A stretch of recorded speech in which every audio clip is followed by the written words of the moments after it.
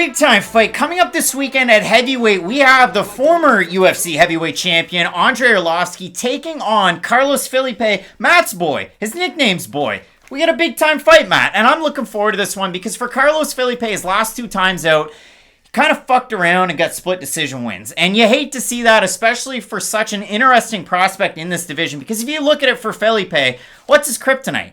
It was grappling. It's his takedown defense. We saw that in the Sergey Spivak fight that really kind of gave us the introduction after a 2-year USADA suspension for Felipe. And I was really down on him after that.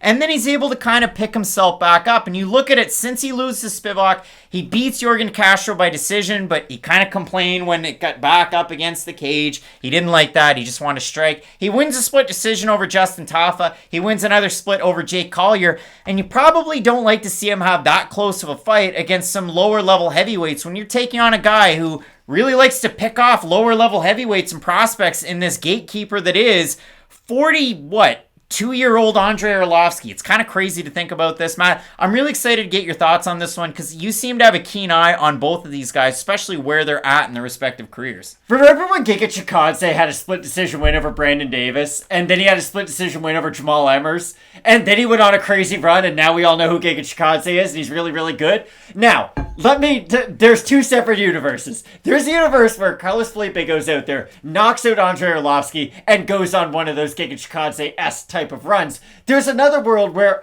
all of those questions and concerns that we do have about Carlos Felipe just keep on getting brought up in performances over and over and over again, and those holes are never fixed, because I would say the best version of Carlos Felipe is a really exciting fighter in the heavyweight division. He does have good boxing for the division. He's got good cardio for the size of him. He's sort of in that like Javi Ayala, Derek Lewis category where he moves a lot better than his size would suggest. You look at him and he does have a bit of a brooding forward type of a style, but I would still say he's much more athletically fit than his size would suggest. But this is one of those classic, can you knock out Andrei Arlovski or can you not knock out Andrei Arlovski type of a fights? And we've seen Arlovski have like 7 different stages to his career. Like Ray Allen had 7 stages to his career. He went from being a superstar to more of a role player to more of a bench piece. Andrei Arlovski went from like superstar to all-star, just sort of a ranked fighter, to litmus test for prospects, to just sort of unranked fighter, and then he built himself up to being the litmus test again.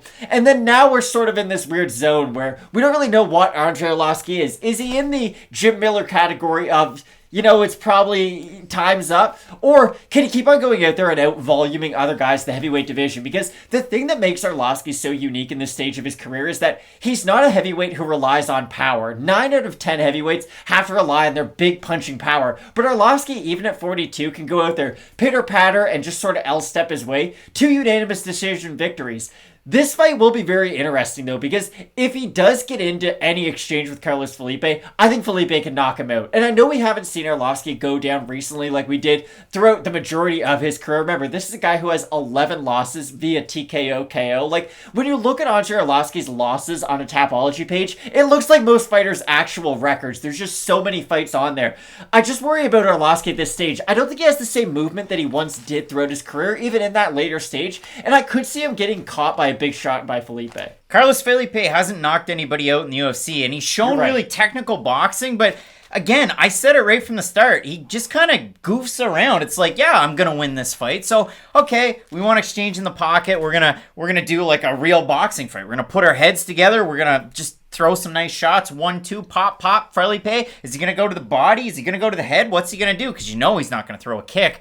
But when I look at this one, yeah, it really is a tricky one to try and get a read on. For Arlovski in the 5-on-in, that's where it's really interesting. He has a loss to Jairzinho Rosenstrike almost 2 years ago by knockout. He beats Felipe Lins. He beats Tanner Boser. He loses to Tom Aspinall, but that was going to happen. That's 7 months ago. And then 5 months ago, he beat Chase Sherman, who tried to box, didn't really kick, and then just kind of started to fall off a cliff as the fight went on, and he got really tired. So we'll see what happens in this one. I look at the odds for this. Arlovski opened the favorite, -160. The odds are at par, -110. Felipe opened the underdog, +140. Odds are at par. The votes over on Tapology, we haven't seen them. Bit of a surprise here. 823 total votes, 67% Arlovski, 88% have him to win by decision. The 33% that have Felipe, 58% by decision. There's 33% that have him to win by knockout. The rest have him by submission, which is incredibly unlikely in this fight.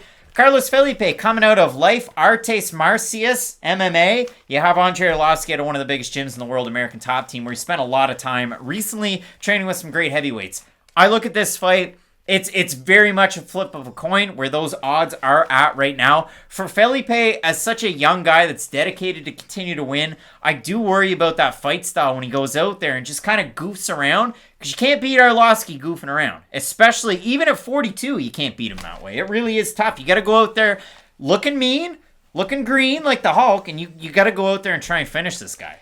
I think he will finish him, to be completely honest. I know you brought up that Felipe doesn't have any knockout wins in the UFC yet, and you are correct. But the difference between Arlovski and all the other guys that Felipe's fought is that Arlovski's much more brittle at this stage of his career than any of those other guys. Like, he hit Jake Collier with some bombs, and to Jake's credit, he stayed standing. And I know that's a former middleweight moving up, but still, he landed some really clean shots in that fight, and those were shots that I just don't think Arlovski can absorb. But this is the thing about Arlovski.